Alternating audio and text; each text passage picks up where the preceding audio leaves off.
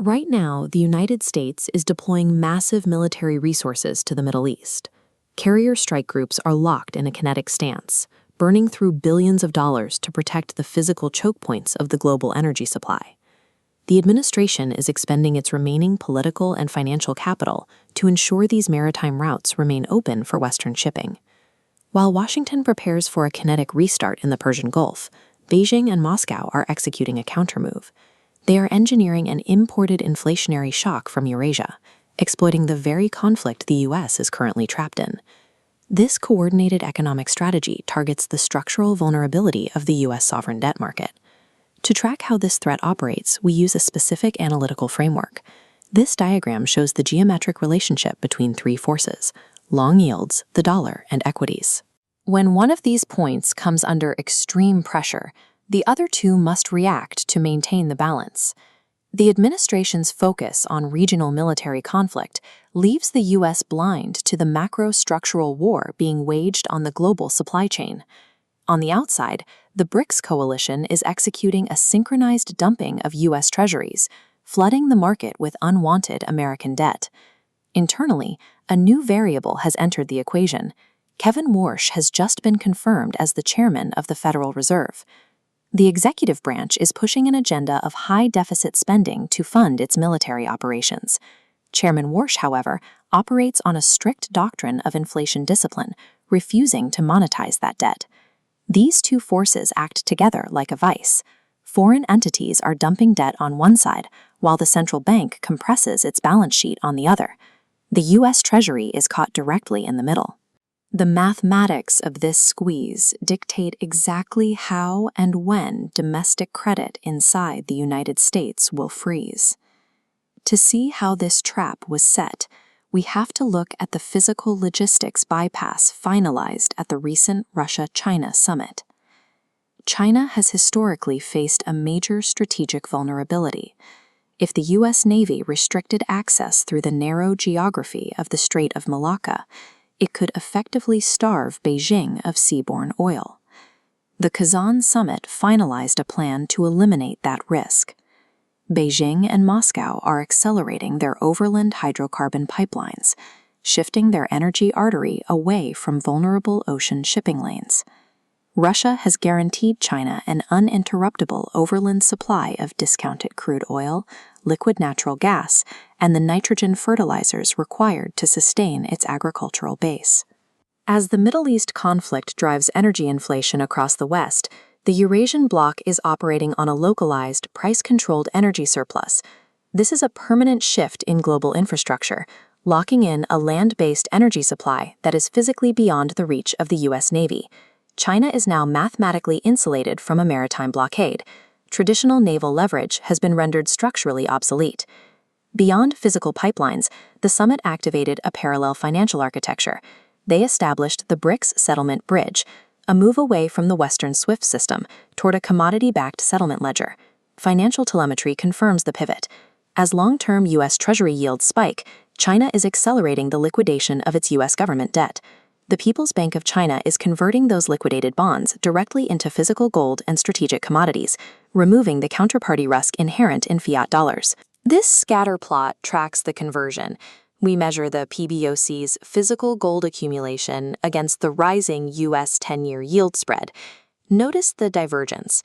As the spread increases, gold accumulation hits a terminal velocity threshold, triggering this sovereign debt death spiral.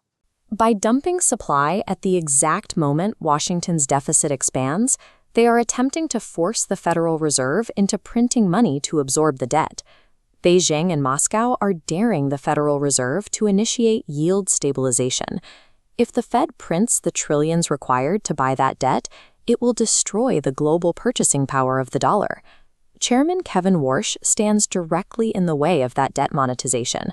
As a Wall Street market practitioner with a pedigree in mergers and acquisitions, Warsh views debt and leverage through the lens of a trading desk. His monetary operating system is built on balance sheet compression. He opposes quantitative easing, arguing that purchasing trillions in treasuries distorts asset prices and forces the Fed to act as a general-purpose agency of the government.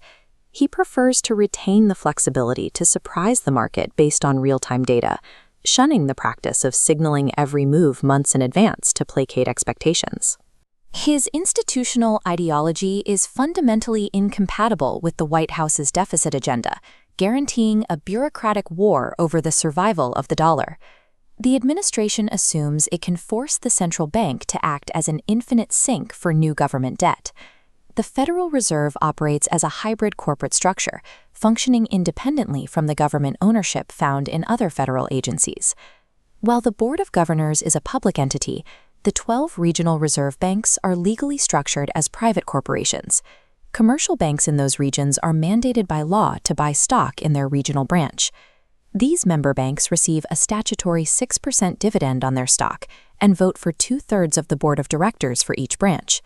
Because of this architecture, the Fed's fiduciary priority is the preservation of commercial bank solvency and the credit transmission mechanism.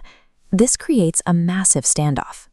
The executive branch's deficit expansion pushes down on one side, while the Fed's commitment to balance sheet compression resists from the other, establishing a hard liquidity ceiling.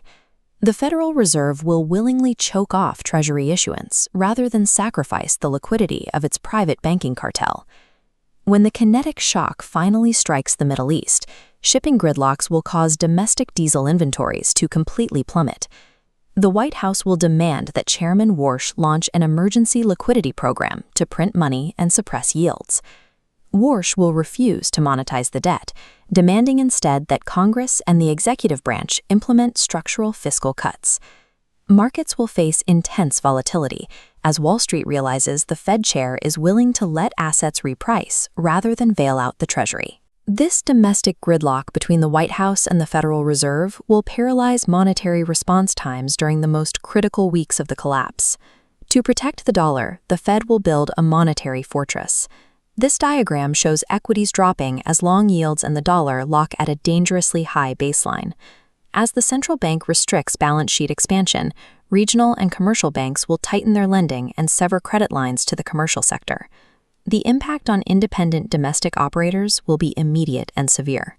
Logistics operators will find their credit to buy fuel completely dry, pushing them into insolvency. Agricultural operators will face the same wall, unable to secure the credit required for essential fertilizers. These operators will be starved for capital even as total U.S. government debt expands by trillions. The U.S. domestic economy will asphyxiate on credit starvation as the Federal Reserve intentionally sacrifices the commercial sector to defend the U.S. dollar and its own institutional survival.